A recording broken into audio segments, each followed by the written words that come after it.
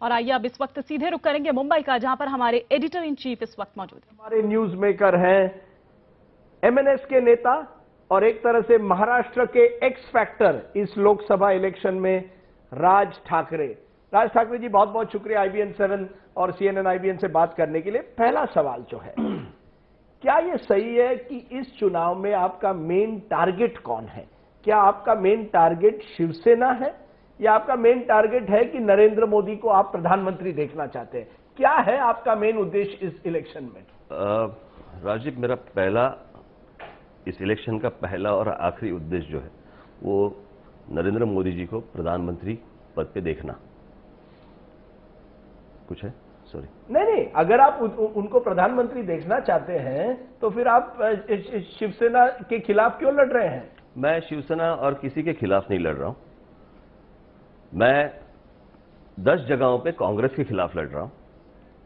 अभी ये एनडीए 10 में से आपने 10 सीट लगाए, उसमें से 8 जो आपके कैंडिडेट हैं वो शिवसेना के खिलाफ हैं। तो हो सकते हैं, तो मैं अगर खड़े करने होते मुझे तो मैं 22 जगह पे खड़ा कर देता। आप शिवसेना को नुकसान दिलाना चाहते हैं? नहीं, ऐसे आपको लगता है, ऐसे आपको लगता है। मेरा कोई इरादा नहीं है, मेरा कोई उद्देश्य नहीं है। मेरी पार्टी है जो एक इंडिपेंडेंट पार्टी है। मैं इलेक्शन लड़ना चाहता हूं, मैं इलेक्शन लड़ रहा हूं और उसमें मेरे सामने जो मेरा टारगेट है वो मोदी जी को PM बनाना और कांग्रेस को हराना। लेकिन अगर आपको मोदी जी को PM बनाना है तो आपको ज्यादा से ज्यादा सीट्स एनडीए को दिलाने चाहिए। क्यों? तो ही मोदी जी बन सकते हैं। अरे क्यों बन सकते हैं? उसको छोड़कर आप शिवसेना को हराना चाहते हैं? मैं नहीं चाहता, ये आपका परसेप्शन है। आप बड़े स्ट्रांग कैंडिडेट शिवसेना के खिलाफ लगा रहे हैं ताकि एक तरह से शिवसेना का वोट घटे। मुझे लगता है और कि उसमें कांग्रेस निकल आएगी। मुझे लगता है कि इस बात का मैंने आज तक बहुत बार जवाब दिया है, इन सारी चीजों का। मैं किया है 2009 के चुनाव में आपके कई कैंडिडेट्स थे जिनको 1 लाख से ज्यादा वोट्स मिले, जिसकी वजह से बंबई में खास करके शिवसेना को हार भुगतनी पड़ी। पहली बात राजदीप, ये इंटरव्यू है, इंट्रोगेशन नहीं है। पीछे बैठ के मेरे साथ बात करो। चलिए, मैं पीछे बैठता हूं। और इंटरव्यू है, इंटरव्यू में आवाज नहीं ऊपर होती। चलिए, हाँ, आप मेरी बात पहले सुन लो। मैं सुनूं? हाँ, कि ये इलेक्शन मैं लड़ रहा हूं, मेरी पार्टी का इलेक्शन है। मैं किसी को हराने के लिए लड़ नहीं रहा हूं, मैं किसी को जिताने के लिए लड़ रहा हूं। आप जो बोल रहे हैं कि वोट बढ़ते हैं या कुछ होता है, जब इनके कैंडिडेट जब चुन के आते हैं तब नहीं बढ़ते, जब हारते हैं तब बढ़ते हैं। ये उनका कैंपेन है, उस कैंपेन के सवाल आप मुझे मत पूछो। राज, मैं आपको स्टैटिस्टिक्स दे रहा हूं। हाँ। 2009 के चुनाव में हर बंबई सीट में, मुंबई के सीट में आपके जो कैंडिडेट्स थे उनको 1 लाख से ज्यादा वोट मिले। तो शिवसेना की जो हार की जो मार्जिन थी पहली बात करीब 20,000, 30,000, 40,000। अगर आप कैंडिडेट नहीं रखते तो शिवसेना शायद जीत जाती। तो आपको उनको बोलना चाहिए कि इलेक्शन मत लड़ो। मेरा सिंपल सवाल है, क्या इस चुनाव में, जैसे मैंने शुरुआत में कहा, क्या आप नरेंद्र मोदी को प्रधानमंत्री देखना चाहते हैं या शिवसेना को कमजोर देखना चाहते हैं? आप वो अर्नब की तरह बात मत करो। मैं बोल रहा हूं कि मैं नरेंद्र मोदी को मैं प्रधानमंत्री देखना चाहता हूं, बने हुए देखना चाहता हूं। That's it. तो वही मैं पूछ रहा हूं, अगर आप तो फिर आप एनडीए में शामिल क्यों नहीं होते? जरूरत नहीं है। राजनाथ सिंह ने तो यही कहा है। राजनाथ सिंह ने कहा है कि राज ठाकरे अगर चाहते हैं कि नरेंद्र मोदी प्रधानमंत्री बने तो या तो वो मर्ज करे शिवसेना के साथ, या तो शिवसेना बीजेपी आरपीआई अलायंस में आप शामिल हो जाए। इसके लिए उनके नेता जो नितिन गडकरी और गोपीनाथ मुंडे मुझे आके मिलके गए। मर्जर के लिए? मर्जर नहीं होता, अलायंस के लिए। मर्जर क्या होता है? शिवसेना के साथ आप जुड़ जाइए। क्यों? तो आप क्या चाहते थे? गोपीनाथ मुंडे और नितिन गडकरी आपसे मिले, उस गुप्त मीटिंग में उन्होंने आपसे कहा कि अलायंस बनाइए हमारे साथ। उसके बाद शिवसेना ने ऑब्जेक्शन लिया और अलायंस नहीं बन सका। एक मिनट, उन्होंने मेरे साथ जो बात की जी, उनको सिर्फ मैंने इतना ही सवाल पूछा कि अगर आप जो बोल रहे हैं कि एक साथ आने का, ठीक है, कैसे? जिसका आंसर उनके पास नहीं था। तो आप तैयार थे? बात तो करो। देखिए बात हो सकती है। बात तो कोई भी कर सकता है। 7-8 महीने पहले मुझे नितिन जी यहाँ पे घर पे मिले थे, जहाँ पे उन्होंने मेरे साथ बात की थी इसी चीज की कि हम साथ में आएंगे तो अच्छा रहेगा वगैरह। मैं बोला ठीक है, कैसे सीट शेयरिंग कैसे होगा? तो बोले मैं पूछ के बात करता हूं। उसके बीच में 6-7 महीने निकल गए। फिर गोपीनाथ मुंडे जी के फोन आने लगे, मिलना है, बात करनी है। मैं बोला चलो मिलते हैं, बात करते हैं। वापिस उन्होंने वही शुरू कर दिया। उन्होंने कहा कि अलायंस करते हैं। मैं बोला ठीक है, कैसे? बोले पूछ के बात करता हूं। अब ये पूछ के बात करता हूं तो मुझे नहीं मालूम वो किसके साथ पूछ के बात करने वाले थे, क्योंकि अब तो राजनाथ सिंह कहते हैं कि हमें अनसोलिसिटेड सपोर्ट राज ठाकरे की जरूरत नहीं है, अगर राज ठाकरे को समर्थन देना है। मेरी बात सुन लो आप जी। पहली बात यह है कि मेरा सपोर्ट बीजेपी को नहीं है, मेरा सपोर्ट मोदी जी को है। पर वो एक ही है, वो एक नहीं है। फर्क क्या है? देखिए, उनको भी आज मोदी जी की ही जरूरत है। भाजपा की सरकार लाओ नहीं बोल रहे हैं, मोदी सरकार लाओ बोल रहे हैं। वो राजनाथ सिंह की सरकार लाओ नहीं बोल रहे हैं, वो कमल की सरकार लाओ नहीं बोल रहे हैं, वो मोदी की सरकार लाओ बोल रहे हैं। मैंने जो उस आदमी में देखा, जिस तरह से उन्होंने गुजरात में काम किया है, मैं जब टूर पे गया था वहां पे, वो जो जिस तरह से उन्होंने काम किया है, जिस तरह से अपने स्टेट के ऊपर ध्यान दिया है उन्होंने, मुझे लगता है कि इस तरह का आदमी अगर देश में आ जाए तो अच्छा रहेगा। आपके भी कुछ कैंडिडेट्स अपने होर्डिंग्स पे मोदी की तस्वीर लगाते हैं। एक ने बेवकूफी की थी जो यवतमाल में था, जिसको इमीडिएटली निकालने के लिए बोल दिया। बाकी जो कैंडिडेट, यानी सबको मोदी की जरूरत पड़ रही है। बात राज ठाकरे भी मोदी के नाम पे एक तरह से कह रहे हैं, मैं चाहता हूं मोदी प्रधानमंत्री बने। उद्धव ठाकरे चाहते हैं देखिए कि मोदी प्रधानमंत्री बने। जब भाजपा के मन में भी नहीं था, जब पॉलिटिकल सिनारियो पे भी प्रधानमंत्री के नाम पे नरेंद्र मोदी जी का नाम नहीं था, तब 2011 में राज ठाकरे ने कहा था कि प्रधानमंत्री नरेंद्र मोदी होने चाहिए। आपको मालूम होगा, मैंने गुजरात में ये कहा था मैंने जी। और उसके बाद जब मैं वो देख के आया, वो सारी चीजें मैं देखने के बाद जब मैं महाराष्ट्र में आया, महाराष्ट्र में आने के बाद बहुत सारे ऐसे मेरी सभाएं हुई, जो रैलीज हुई, जिसमें मैंने वो उदाहरण दिए वहां के डेवलपमेंट के। यानी आपको लगता है, आप एक तरह बात करते हैं महाराष्ट्र अस्मिता की, आज आप कह रहे हैं गुजरात महाराष्ट्र के आगे निकल गया। नहीं, ये कब मैंने कहा? नहीं, एक तरह से आप कह रहे हैं कि आप गुजरात गए, आपने गुजरात मॉडल देखी। एक तरह से नहीं। पहली बात तो यह है कि इंडस्ट्री हो या बाकी सारी चीजें हो, इसमें महाराष्ट्र नंबर 1 है। ये मैंने गुजरात में भी कहा था, जिसका फुटेज मेरे पास है जी। एक पूरी बात सुन लो, हाथ नीचे करो। पहली बात तो यह है कि मैंने महाराष्ट्र आज 1 नंबर पे है, लेकिन जिस तरह से एक आदमी को अपनी स्टेट की तरफ ध्यान देना चाहिए, आज महाराष्ट्र के चीफ मिनिस्टर हो या बाकी लोग हो, महाराष्ट्र को उस नजरिए से देख नहीं रहे। आज महाराष्ट्र में जो आने वाली इंडस्ट्री है, जो बाहर जा रही है, क्यों जा रही है? क्योंकि महाराष्ट्र की जो चीफ मिनिस्टर है उसके ऊपर ध्यान नहीं दे रहे। मैं थोड़ा इस डिस्कशन को एक अलग तरह लेता हूं। मुझे लगता है कि कोई भी पार्टी आपसे फॉर्मली सपोर्ट इस समय नहीं चाहता, कोई राष्ट्रीय पार्टी, क्योंकि आपका जो स्टैंड है वो एंटी नॉर्थ इंडियन है, उत्तर भारतीयों के खिलाफ आपका स्टैंड है। इसलिए न राजनाथ सिंह आपका सपोर्ट चाहते हैं, न कोई भी राष्ट्रीय पार्टी। भाजपा आपके साथ इस समय क्यों नहीं अलायंस कर सकती? क्योंकि अगर वो अलायंस करे तो उनके वोट बिहार और यूपी में घट जाएंगे, मुंबई में भी जो नॉर्थ इंडियन समुदाय है उनका वोट चला जाएगा, तो आप रह जाएंगे ना घर के ना घाट के। मैं क्योंकि मेरा क्या संबंध है? मैं तो गया नहीं था ना उनके पास। फोन करके वो मुझे मिलने के लिए आए थे ना, मैंने नहीं फोन करके बुलाया था उनको। लेकिन लोग डरते हैं कि राज ठाकरे के साथ अगर हम एक स्टेज पर बैठे तो कहीं ना कहीं एक मैसेज जाएगा उत्तर प्रदेश और बिहार में, जो एक गलत संदेश जाएगा। इसलिए वो आपसे गुप्त मीटिंग करते हैं, आपसे खुलेआम कोई मीटिंग आज नहीं कर सकता। मुझे नहीं लगता कि इस तरह का कोई वातावरण है।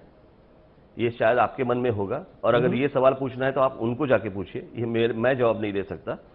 जब मेरे साथ एक स्टेज शेयर करने के लिए जब अमिताभ बच्चन साहब आते हैं, या लता दीदी आती है, या सचिन तेंदुलकर आते हैं, उनको कभी नहीं लगता कि हमारे वहां के जो लोग हैं उनके वो अभी आज के बाद मेरा गाना नहीं। सचिन तेंदुलकर को यूपी और बिहार में वोट नहीं लेने हैं, लता मंगेशकर को यूपी और बिहार में वोट नहीं लेने हैं, अमिताभ बच्चन को यूपी और बिहार में वोट नहीं लेने। सुनो मेरी बात, जिस पॉलिटिशियन को, एक मिनट, नेशनल लेवल पॉलिटिशियन को आपसे कुछ लेना देना, आपको वो लगता है ना, वो सिचुएशन नहीं है।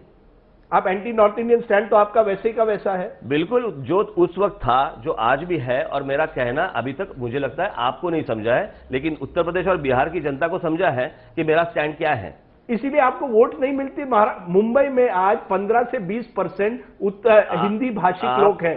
यही वजह है कि मनसे की जो अपील है वो लिमिटेड रह गई है। राजदीप, ये दिल्ली में बैठ के आपको नहीं समझेगा। आप पहले यहाँ पे ज्यादातर कुछ दिन निकालो। नहीं, उत्तर भारतीय आपको वोट देते हैं ना, बहुत कम देते हैं। अरे देते हैं ना, लेकिन आपका डर है उनमें। अरे डर की क्या बात है? आपने टैक्सी वालों को मारा है, आपने वड़ा पाव के जो स्टॉल जो उत्तर प्रदेश से कोई आपको मुंबई में लगाता है उनको मारते हैं। पूछना क्या है? मेरा सिंपल सवाल यह है कि आज आपके साथ कोई राष्ट्रीय नेता खुलेआम आपके साथ स्टेज शेयर नहीं कर सकता। उद्धव ठाकरे के साथ कर सकते हैं, लेकिन आपके साथ नहीं कर सकते। तो ना करें। मैं कहां जा रहा हूं? मैं कहां उनके पास जा रहा हूं कि मेरे साथ स्टेज पे आइए? पर इससे आपकी पार्टी बढ़ नहीं पाएगी, वही की वही रह जाएगी, छोटी पार्टी रह जाएगी। वो जो चीज है, एक वोट कटुआ पार्टी रह जाएगी। देखिए, महाराष्ट्र में मराठी जनता सबसे ज्यादा है, ये बाकी लोग बहुत कम है, इनके ऊपर कोई निर्भर नहीं होता। आप आज कह रहे हैं कि मराठी जनता आपके साथ है, लेकिन मराठी जनता जो है, मराठी मानुस जो है वो भी बढ़ गया है, क्योंकि आप और शिवसेना अलग अलग एक दूसरे पर टीका कर रहे हैं बार बार। मुझे लगता है राजदीप, आप जो पत्रकारिता जो कर रहे हैं ना, वो बिना सोचे, बिना पढ़े, बिना देखे। एक मिनट नहीं, मैं आपको सीधा सवाल पूछ रहा हूं। नहीं, पहले मराठी मानुस का वोट आज बढ़ रहा है कि नहीं? रियलिटी में जाइए, और मैं जब आंसर दे रहा हूं ना, बीच में मत बोलना। चलिए बोलिए। ओके, बोलिए। कांग्रेस को वोट कौन दे रहा है महाराष्ट्र में? आप बताइए। मराठी लोग हैं। एनसीपी को वोट कौन दे रहा है? मराठी ही लोग हैं। बीजेपी को वोट कौन दे रहा है? मराठी ही लोग हैं। शेतकरी कामगार पक्ष, आरपीआई, बाकी सारे लोगों को वोट कौन कर रहा है? मराठी ही लोग हैं। जब शिवसेना की बात आती है तभी वोट टूटते हैं। राज ठाकरे जब बाला साहब जिंदा थे तब शिवसेना का वोट एकजुट था। आज वो वोट बढ़ गया है। हाँ, तो अरे कौन सा बढ़ गया है? जब बढ़ गया है, बाला साहब जब थे तब मैंने पार्टी निकाली है। हाँ, लेकिन जब बाला साहब 1990 के, जब आप सब एक थे, जब मनसे नहीं थी, तब मराठी वोट जो था वो एक तरह से एकजुट था। ये बात से आप नकार नहीं सकते। बात हिंदुत्व की थी जी, बात मराठी की नहीं थी। पहले तो मराठी की हुआ करती थी, उसके बाद हिंदुत्व की हुई। उस वक्त क्या हुआ था? उस वक्त क्या हुआ था राजदीप? जब हिंदुत्व का स्टैंड लेने के बाद ही वोट मिले ना। मेरा ये कहना है। और देखो, और मराठी इस सब्जेक्ट के ऊपर, मराठी विषय के ऊपर मेरे 13 एमएलए चुन के आए हैं। पर केवल 13? एक मिनट, ये शुरुआत थी। 294 की असेंबली, बड़ी असेंबली है। एक मिनट, 288 तो बाकी जो सिर्फ 13 एमएलए आते हैं। करेक्ट ना? तो बाकी पार्टियों का इतिहास भी देख लो ना, उनके पहले 8 साल देखो क्या है उनके पास। उनके पास पहले 8 साल में है क्या? और अगर ऐसी ही बात है ना राजदीप, अगर पॉलिटिक्स की बात है ना, तो पॉलिटिक्स चलो, तुम लोग सारे मिलकर एक चैनल क्यों नहीं निकालते? एक मिनट, नहीं, सारे एडवर्टाइजमेंट जो है ना, वो एक चैनल पे आ जाएंगे। आप मेरे सवाल का जवाब नहीं, ऐसे थोड़ी होता है राज ठाकरे। अरे सारी चीजें अगर एक ही करनी है ना, तो चलो एक ही पार्टी निकालते हैं, एक ही चैनल निकालते हैं, एक ही न्यूज़पेपर निकालते हैं। राज ठाकरे जी, आप मुझे ये इस सवाल का जवाब दीजिए कि आपकी जो पार्टी है एक तरह से वहीं की वही रह गई है जहां आपने शुरू की, वो आगे नहीं बढ़ पाई है, क्योंकि आपका जो एजेंडा है वो लिमिटेड एजेंडा रहा है। आपको लगता है आने वाली विधानसभा देखो, या आने वाली ये अभी लोकसभा देख लो, आप लोकसभा में सीट जीत पाएंगे? देखो तो आप, क्योंकि लोग कह रहे हैं कि राज ठाकरे केवल एक वोट कटुआ है। ये आप जो लोग हैं ना, पत्रकार, ये जो लोग कहते हैं, जो आप ऐसे कौन से लोगों को मिलते हैं मुझे नहीं मालूम। आप तो स्टूडियो में दिन भर बैठे रहते हैं, आपके विरोधी लोगों को मिलते हैं। हाँ, बाहर नहीं निकलते आप?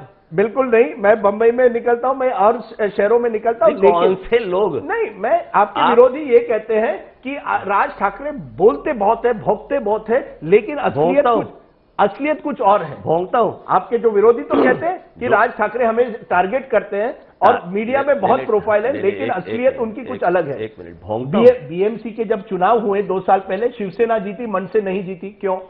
एक मिनट, अभी तुम्हारा भोंकना बंद हो गया? हाँ बोलिए। अभी ठीक है। अभी बात ऐसी है कि लास्ट बीएमसी के इलेक्शन में आप रिजल्ट देख लो, मेरे वोट घट रहे हैं या बढ़ रहे हैं? सीटें घट रही हैं या बढ़ रही हैं? जहां पे नासिक में मेरी 8 जगह थी, 8 सीटें आई थी, वहां पे आज 40 हैं।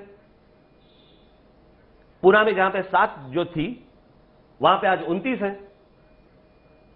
आप बाकी पॉलिटिकल पार्टियों का अगर पहले 8 साल का इतिहास अगर देखेंगे और मेरा अगर 8 साल का इतिहास देखेंगे, उसमें ही आपको पता चलेगा। आप क्या चाहते हैं कि एक इमीडिएटली स्टार्ट करे और सारा पूरा राज्य हाथ में आ जाए? मैं इतना ही पूछ रहा देखो, हूं। आप लोगों ने जिस तरह से वो आप वालों को जो चढ़ाया ना, सब मीडिया, जो मीडिया ने जो एक पार्टी बनाई है ना आप लोगों ने, ये वैसे मुझे नहीं पार्टी बनानी है। और कुछ लोग कहते हैं एमएनएस भी मीडिया की पार्टी है। बिल्कुल नहीं, कौन सी, आप तो सिर्फ क्रिटिसाइज ही करते रहते हैं। आप उनको जो जिस तरह से जो फूल हार चढ़ा चढ़ा के जो बढ़ाए ना, उन 49 डेज में वो खत्म हो गया। लेकिन ये बताइए, देखिए आप लोग वहां पे दिल्ली में बैठ के क्या क्या करते हैं, ये क्या मुझे नहीं मालूम क्या। राज जी, ब्रेक के पहले मैं आपको एक पूछना चाहता हूं, क्या आप जो एंटी नॉर्थ इंडियन एजेंडा आपका रहा है, एक आपकी छवि बन गई है, एक छवि बन गई है आप लोगों ने जो बनाई है, आप कहते हैं हमने बनाई है, हमने किसी की दुकान तोड़ी नहीं, हमने बच्चों को मारा नहीं, ये आपके पार्टी के कार्यकर्ता। आप सिर्फ उतना ही देखेंगे जिसका कारण नहीं देखेंगे। मैं आपको यही पूछ रहा हूं, क्या आप इस मुद्दे से दूर हटकर दूसरे मुद्दों पर जाने के लिए आप तैयार हैं कि वहीं की वही छवि में आप रहेंगे? बिल्कुल, मुझे लगता है कि इसके ऊपर मैं आपको एक अलग इंटरव्यू दूंगा जी, कि ये क्यों हुआ, कैसे हुआ जी, ओके, क्यों हो रहा है, इसके लिए मैं आपको एक अलग इंटरव्यू दूंगा। आज अगर जो पूछना है आपको, मुझे लोकसभा इलेक्शन के बारे में पूछिए, मैं आपको जवाब दूंगा। चलिए यहां ब्रेक लेते हैं, लोकसभा इलेक्शन पर ही पूछेंगे। राज ठाकरे की क्या रोल रहेगी इस लोकसभा चुनाव में, और इसके बाद महाराष्ट्र में जो विधानसभा चुनाव हो रहे हैं अक्टूबर नवंबर में, वहां राज ठाकरे की क्या भूमिका रहेगी, ये सवाल पूछेंगे छोटे ब्रेक के बाद।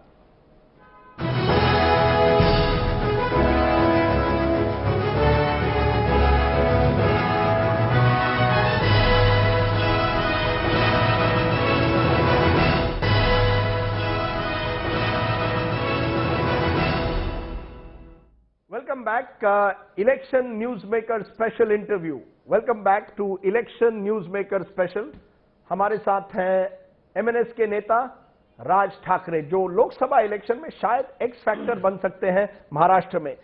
राज ठाकरे जी, ये बताइए, एक दिक्कत है ठोकशाही की राजनीति से, कि आप जब भी अगर कोई भी मुद्दा उठाते हैं, टोल टैक्स का मुद्दा लीजिए, तो आप ठोकशाही पर उतर आते हैं, लोगों को हिंसा करने के लिए प्रोत्साहित करते हैं। ये ऐसा क्यों? अगर आप कोई मुद्दा उठाना चाहते हैं, उसके साथ हिंसा क्यों जोड़ते हैं? राजीव, इसका थोड़ा जवाब लंबा है। पहली बात तो यह है कि मैं कोई पहले शुरुआत में हिंसा की बात नहीं होती या तोड़फोड़ की बात नहीं होती। हम लोग पहले बात जाके करते हैं, पहले निवेदन देते हैं, पहले उनके साथ बात करके ये सारा प्रॉब्लम जो है वो समझाते हैं। मैं एक एग्जाम्पल देता हूं। जैसे कि मैंने अभी मुख्यमंत्री चौहान की मैंने अभी भेंट ली थी, मिला था मैं उनको। उनको मैंने सामने रखा कि ये जब मैंने पहले आंदोलन किया था, जब उनको बताया था, तो पहले आंदोलन किया तो 65 टोल नाके बंद कर दिए महाराष्ट्र में। उसके बाद 2 और बंद कर दिए गए उस आंदोलन के बाद। अभी जब मैं गया था उनके पास, तो मैंने उनको एक 22 टोल के नाके जो है उनकी एक लिस्ट दे दी। मैंने कहा कि ये जो टोल नाके हैं, जिसकी कीमत है 2 करोड़, 3 करोड़, 5 करोड़, और वहां पे जो टोल नाके बिठाए हैं, उनको वो वसूल करने के लिए टाइम दिया है 22 साल, 23 साल, 25 साल। तो मैंने कहा इसकी क्या जरूरत है? जो चीज अगर 1-1.5 साल में खत्म हो सकती है, उसके लिए 22 साल, 25 साल देने की क्या जरूरत है? सब प्रेस के लोग मेरे साथ में थे। उन्होंने कहा कि आचार संहिता लगने के पहले मैं बंद कर दूंगा। ओके, आचार संहिता लग गई, बंद नहीं हुए। मैं टोल के खिलाफ नहीं हूं, लेकिन टोल के खिलाफ, यानी टोल में जो पैसा जमा हो रहा है, और या तो रोड टैक्सेस आप जो ले रहे हो, ये सारा पैसा जा कहां रहा है? क्योंकि हमें रोड अच्छे नहीं मिल रहे। राज जी, आपने मुद्दा अच्छा उठाया है, लेकिन आप हिंसा पर क्यों उतर आते हैं? आप अपने जो एक्टिविस्ट हैं उनको क्यों प्रोत्साहित करते हैं कि हिंसा पर उतर आओ, टोल टैक्स, टोल मत देना, तो टोल जो नाके हैं वहां तोड़फोड़ करो?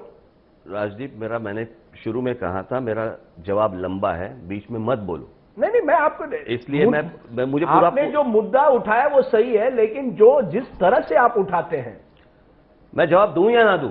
आप ठोकशाही पर उतर एक मिनट, मैं जवाब दूं या ना दूं? दीजिए, बीच में मत बोलना। दीजिए। अभी जब मैं उनके पास गया, उन्होंने कहा आचार संहिता के पहले मैं टोल नाके बंद कर दूंगा, नहीं की, बराबर है, इलेक्शन लग गए। अभी मुझे बताओ इसके आगे क्या करना है? एक। दो, अभी जब मैंने रास्ता रोको किया था महाराष्ट्र में, ओके, जब मैंने अनाउंस किया था, जब वो मैंने डिक्लेयर किया, उसके बाद मैं जब घर आया तो किसी ने मुझे बताया कि मैसेज आया मुझे मोबाइल पे कि 12th स्टैंडर्ड के प्रैक्टिकल्स है। मैं बोला अभी क्या करें? तो फिर मैंने वापस एक प्रेस कॉन्फ्रेंस बुलाई, मेरे पार्टी के सारे लोगों को बताया कि शहरों में कुछ मत करना, ओके, जो भी करना है हाईवे पे करना, और जब हाईवे पे करोगे तो वहां पे तोड़फोड़ मत करना और कुछ भी मत वहां पे करना, शांति से करना। शांति से किया तो आपके सारे चैनल के लोगों ने या मीडिया के सारे लोगों ने आंदोलन फंस गया। एक मिनट, जो मेरे पास है पूरे रिकॉर्ड है इसके, मनसे के एक्टिविस्ट ने तोड़फोड़ भी की है। कहां? आपने टोल टैक्स के आंदोलन में टोल नाके पर तोड़फोड़ नहीं हुई? मैं क्या बोल रहा हूं, ये पहले का, जब उनको पहले निवेदन दिया था, ये पहले का आंदोलन जो भी है, किसने आपको अधिकार दिया है कानून अपने हाथ में लेने के लिए? बिल्कुल, अगर नहीं समझता जो सही बात है, आप महाराष्ट्र की जनता को जाके पूछो कि राज ठाकरे जो कर रहा है वो करेक्ट कर रहा है कि नहीं। पर हर चीज पे ये जो एटीट्यूड है कि मैं अगर नहीं समझता तो क्या करे? कानून अपने हाथ में ले ले। बिल्कुल। अगर उत्तर भारतीय विद्यार्थी आते हैं रेलवे के एग्जाम के लिए, आप उनको मारते हैं। क्यों आते हैं यहाँ पे? क्या देश है? अरे काय का देश है भाई? कोई बाउंड्रीज नहीं है यहाँ पे। महाराष्ट्र में लोगों को, आज महाराष्ट्र के लड़कों को अगर काम नहीं है, उनके हाथ को काम नहीं है, अगर महाराष्ट्र की अगर नौकरी अगर बाहर के आके लोग लेके जाएंगे, हम कुछ नहीं बोलेंगे। मैं महाराष्ट्र हूं, मैं दिल्ली में काम करता हूं। मुझे पहले मैं महाराष्ट्र हूं, मैं दिल्ली में काम करता हूं। तुम कोई कहीं भी काम करो, मुझे उससे दिल्ली वाले मुझे कहेंगे मुझे पहली बात बताओ, आसाम में जब बिहारियों को मारा था, जलाया था, काटा था, तब ये सवाल आप उनको क्यों नहीं पूछते? ये गलत था, वो भी गलत था, तो पूछे क्यों नहीं उनको? हमने जरूर पूछेंगे। कब पूछे? पूछेंगे? नहीं पूछा है मैंने। तो किसको पूछा है? हमने जब भी हिंसा हुई है सवाल पूछे हैं। आज तक जो मुझे सवाल पूछ रहे हो, आज भी जाके आसाम में ये सवाल क्यों नहीं पूछते कि बिहारियों को क्यों काटा, बिहारियों को क्यों जलाया, क्यों मारा उनको? एक मिनट, आपको जो गलती वहां होती है तो आप नहीं, बात गलती की नहीं है, आप वापस वही सवाल पूछते रहते हो। लास्ट 4 साल से यही सवाल पूछ रहे आप। नहीं, मैं आप एक मिनट, आप जाके पहले वहां पे सवाल पूछो। आप वहां सवाल नहीं पूछते हैं, आप जहां पे टीआरपी है वहां पे सवाल पूछते हैं। नहीं, मुझे लगता है कि डबल स्टैंडर्ड्स है। ये डबल स्टैंडर्ड आपका है सर। मेरा डबल स्टैंडर्ड सुनिए, आपका ही है। नहीं सर, अमिताभ बच्चन आपके दोस्त हैं, आपके साथ स्टेज शेयर करते हैं, लेकिन जो मामूली जो उत्तर भारत से लड़का आता है अपनी जिंदगी बसाने के लिए बंबई में, उसके मुंबई में आप उसके खिलाफ आंदोलन करते हो। ऐसे कितना हुआ? एक भी होना गलत है। अरे एक भी होना क्या गलत है? क्योंकि भारत में अगर कोई जो हम लोग बात समझाने की कोशिश कर रहे हैं, अगर वो समझ में नहीं आ रही है, जैसे पकड़ लीजिए, आज तक वो रेलवे मंत्रालय बिहारियों के हाथ में था, बिहारी मिनिस्टर थे, या तो कभी कभार यूपी के, और किसी के हाथ में आया नहीं। जब ममता बनर्जी के हाथ में जब वो आया, जब ममता बनर्जी को ये पता चला ये क्या हो रहा है, उन्होंने इमीडिएटली डिसीजन लिया कि आज के बाद किसी भी स्टेट में रेलवे की परीक्षाएं होंगी तो उसी स्थानिक भाषा में होंगी। जो डिसीजन आज तक नहीं हुआ वो ममता बनर्जी ने इमीडिएटली ले लिया। अगर ये पहले हो जाता तो आंदोलन नहीं होते, नंबर 1। नंबर 2, उन्होंने जो डिसीजन लिया कि हर एक स्टेट में अगर रेलवे की अगर नौकरियां होंगी तो स्थानिक वहां के लोगों को वहां की नौकरियां मिलनी चाहिए। यह डिसीजन उन्होंने दिया। पहले के मिनिस्टरों ने क्यों नहीं दिया? यही हम लोग बात पहले से कर रहे थे, आपने आग भड़काई। यानी आप ठोकशाही की राजनीति से दूर नहीं हटेंगे? बिल्कुल, जहां पे जरूरत है ठोकशाही की वहां पे ठोकशाही ही होगी। ये लोकतंत्र है। लोकतंत्र होने दो, लेकिन जहां पे सुनवाई नहीं होती वहां पे हाथ उठेंगे ही। राज ठाकरे जी, यही इसी भाषा की वजह से आपके खिलाफ आज कई एफआईआर दर्ज हुए हैं। कुछ फर्क नहीं पड़ता। कोई फर्क नहीं पड़ता। कुछ फर्क नहीं पड़ता। आपको नहीं लगता कि इस तरह के क्योंकि मैंने कोई गलत बताया नहीं है। आप लोग ट्रांसलेशन करके गलत बताते हैं लोगों को। आप समाज को बांट रहे हैं। आपको लगता है ऐसे? अगर मेरा मराठी में भाषण अगर आप ठीक से पढ़ेंगे या सुनेंगे, उसके बाद पता चलेगा राज ठाकरे सही बोल रहा है, ठीक बोल रहा है। आज जब मैं आपको सुनता हूं, मुझे एक तरह से बाल ठाकरे की याद आती है। क्या आपने इसी तरह से बाल ठाकरे को अपना रोल मॉडल बनाया है कि बाल ठाकरे जब करते थे वही उसी तरह की भाषण करते थे? आपने उनको अपना एक रोल मॉडल बनाया है। एक तरह से आप उनको इमिटेट करना चाहते हैं कि बाल ठाकरे की जो एक तरह से विरासत कैसे है, कि एक ठोकशाही की विरासत, आप उसको अपने हाथ में लेना चाहते हैं। बात लोकशाही या ठोकशाही की नहीं है, या रोल मॉडल की बात नहीं है। जो मुझे अंदर से लगता है, जो मैं जिससे मैं कन्विंस होता हूं, वो चीज मैं करता हूं। ऐसे बहुत सारे मैं टेलीविजन चैनल पे भी मैंने ऐसे बहुत सारे देखे हैं जो जिनको आप आइडल मानते हो और उसी तरह बात करना चाहते हैं। देखिए ऐसी चीजें होती है जो आपका एक स्वभाव होता है, वो स्वभाव बाहर आता है। जो चीज मैं बर्दाश्त नहीं करूंगा तो नहीं करूंगा। मैं इसलिए पूछ रहा हूं क्योंकि उद्धव ठाकरे की जो पर्सनालिटी है वो एक ऐसे पर्सनालिटी है जो सबको लगता है साथ ले जाने की कोशिश कर रहे हैं। वो इस तरह की भाषा नहीं करते। राज ठाकरे जो है उनकी भाषा और उद्धव ठाकरे की भाषा में एक फर्क है। होगा ना, तो क्या करूं मैं? मेरी भाषा जैसी है वैसे मैं यूज करूंगा। क्या इससे आपको नहीं लगता आपका नुकसान पहुंच रहा है? बिल्कुल नहीं, क्योंकि लोग समझते हैं कि आज के भारत लोग जो निकाल रहे हैं ना आप बार बार, ये कौन से लोग हैं मुझे आज तक नहीं पता चला। नहीं, मैं खुद का नाम लेता हूं। तो चलो मुझे लगता है कि आज की राजनीति में सभ्यता की जरूरत है। हाँ, तो सभ्य हूं ही मैं। अगर जहां पे जरूरत है वहां पे मैं कठोर रहता हूं। यही है कि दोहरापन है, डबल स्टैंडर्ड। बिल्कुल नहीं। बाकी लोगों के साथ इंटरव्यू करते वक्त मैं शांत रहता हूं, तुम्हारे साथ जब इंटरव्यू करता हूं तो मैं ऐसे रहता हूं। क्योंकि सामने वाला आदमी कैसे है उसके ऊपर निर्भर होता है। आप सामने वाले को इंटिमिडेट करने की कोशिश करो। मैं इंटिमिडेट नहीं हो रहा हूं। बिल्कुल नहीं। मैं सीधा पूछता हूं। मैंने जैसे आपसे कहा, बाल ठाकरे आपके रोल मॉडल रहे हैं, तो बाल ठाकरे की एक विरासत है। उन्होंने शिवसेना एक विरासत रखी। अब ये विरासत जो है वो टूट रही है। एक तरफ उद्धव ठाकरे और एक तरफ राज ठाकरे। मुझे लगता है राजदीप, क्या इससे आपको नहीं लगता आज भी कहीं ना कहीं बाल ठाकरे को दुख पहुंच रहा होगा कि वो पार्टी जो उनकी सपनों की पार्टी थी, जो उन्होंने मेहनत से बनाई थी, आज वो पार्टी बढ़ गई? मुझे लगता है राजदीप, ये सवाल, इसके ऊपर के जवाब मुझे लगता है कि बहुत बार हो चुका है। परिवार नहीं, बहुत बार हो चुका है। मुझे लगता है इसके आगे अगर मैं इसलिए पूछ रहा हूं। मैं आगे जा रहा हूं। इसके आगे अगर कुछ सवाल हो तो मैं जवाब दूंगा। इसके ऊपर अभी मैं जवाब नहीं दूंगा। मैं इसलिए पूछ रहा हूं, जवाब देना ही नहीं। मैं दूंगा ही नहीं। इस कैंपेन में, लोकसभा कैंपेन में आपने एक स्पीच में उद्धव ठाकरे को डायरेक्टली टारगेट किया। यहां तक न्यूज़पेपर रिपोर्ट्स के मुताबिक आपने ये कहा कि उद्धव ठाकरे जब बाला साहेब ठाकरे बीमार थे उनको बराबर खाना नहीं दे रहे थे। क्या यहां तक पर्सनैलिटी, ये पर्सनल एनिमोसिटी? मुझे लगता है राजदीप, मुझे लगता है आप मराठी हैं जी। मेरा भाषण अगर आप YouTube पे जाके या कहीं भी आपको मैं सीडी भेज दूंगा जी, वो जब सुनेंगे तब आपको पता चलेगा रिपोर्टिंग गलत है। आप पहले मेरा स्पीच सुन लो, मैंने क्या कहा था वो सुन लो। आप मराठी है, मुझे लगता है आपको पता चलेगा। आप ये नहीं मानते कि कहीं ना कहीं आपने एक पर्सनल अटैक किया? बिल्कुल नहीं। ये पूरा जो राज ठाकरे वर्सेस उद्धव ठाकरे पर्सनल बन गया है। क्या एक परिवार में इतनी कटुता आ गई है? आप हमारे इतने परिवार में दखल मत दो अभी, क्योंकि ये पार्टी परिवार बन गई है। तो होने दो, वो हम लोग देख लेंगे। एक जमाने में बाला साहेब ठाकरे नेहरू गांधी परिवार को वंशवाद का इल्जाम देते थे। इसलिए आप मेरे को सवाल पूछ रहे हैं? नहीं, आज शिवसेना में वंशवाद शुरू हुआ है। कौन सा वंशवाद?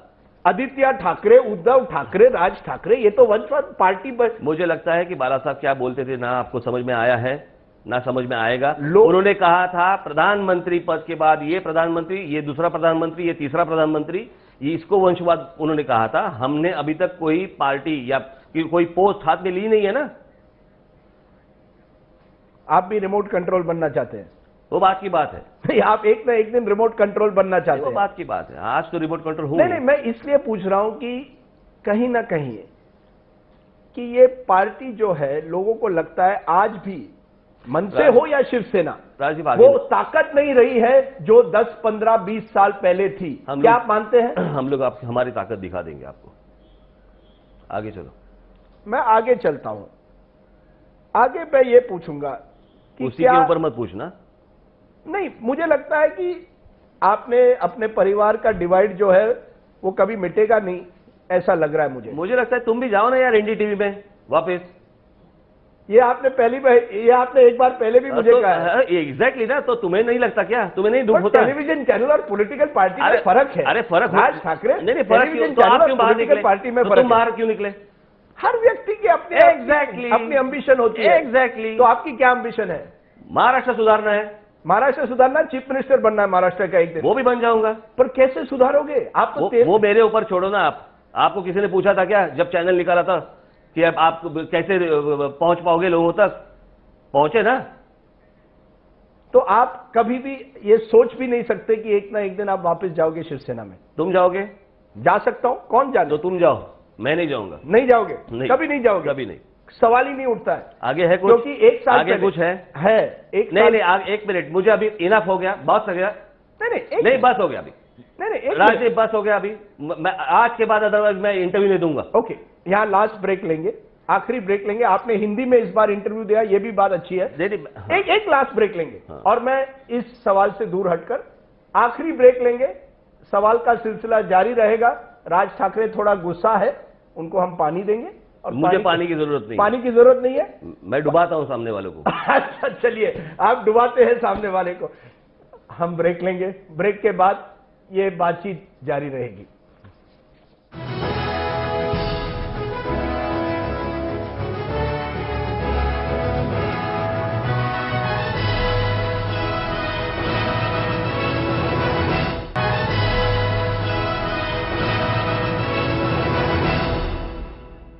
Welcome back. हमारे साथ है एमएनएस के नेता राज ठाकरे।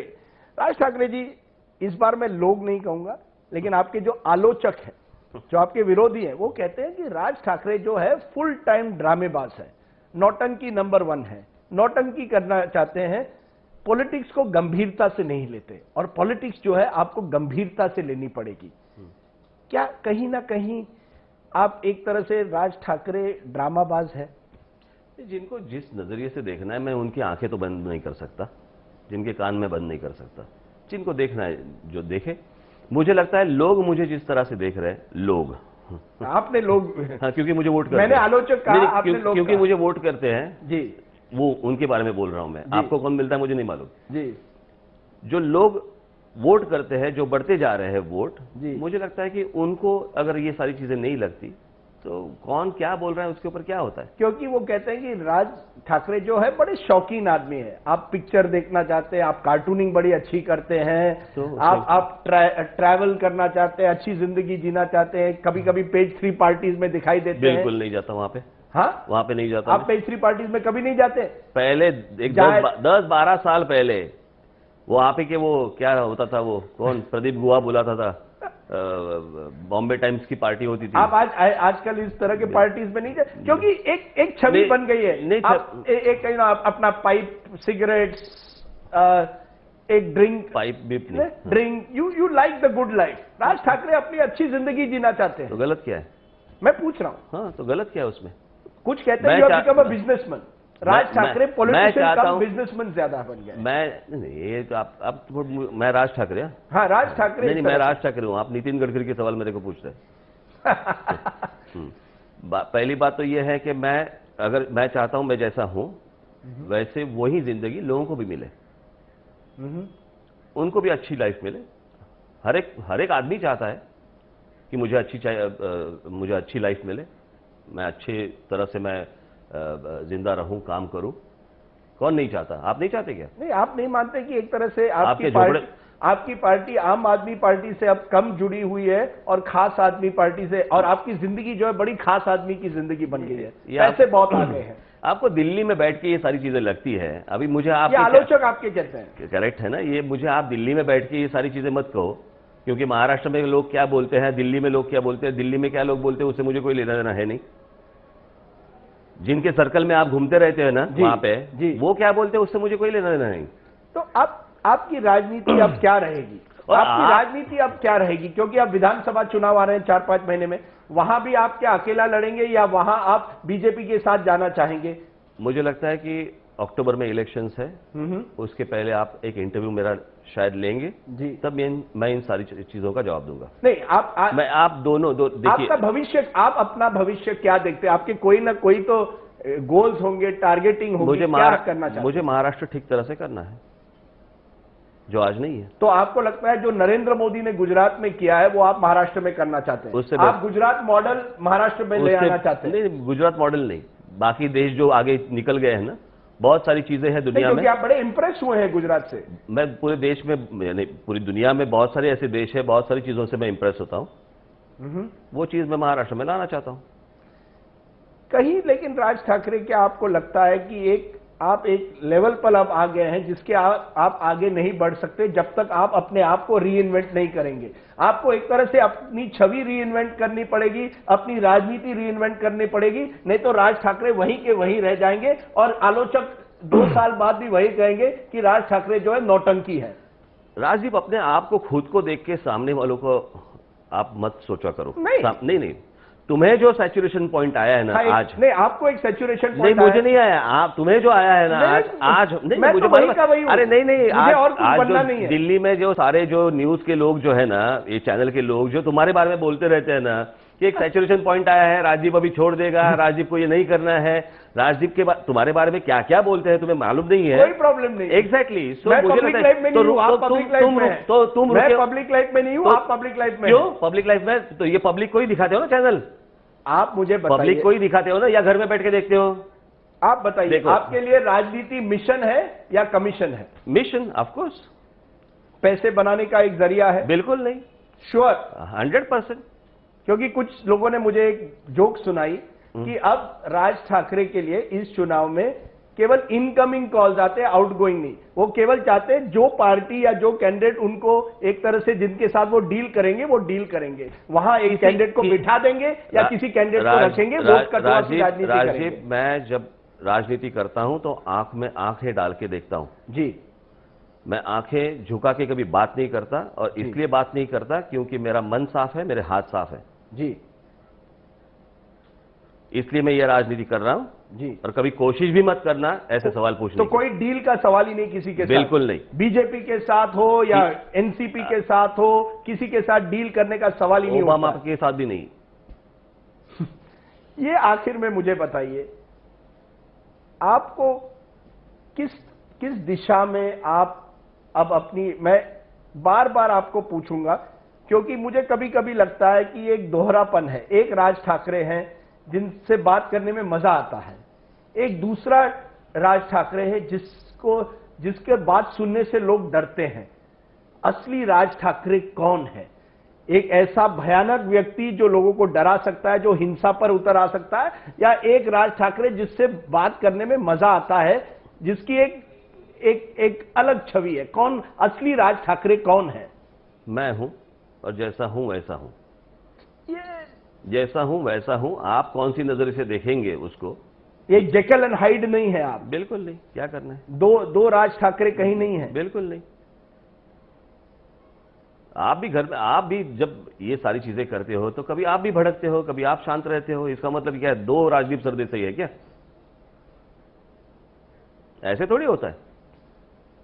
आपकी एक राजनीति में एक छवि है और एक प्राइवेट लाइफ है नहीं, जो बिल्कुल अलग है। मैं वैसे के वैसा हूं। जिनके कई मित्र उत्तर भारत से है, लेकिन जब आप पब्लिक में जाते हैं उनका नाम लेता हूं,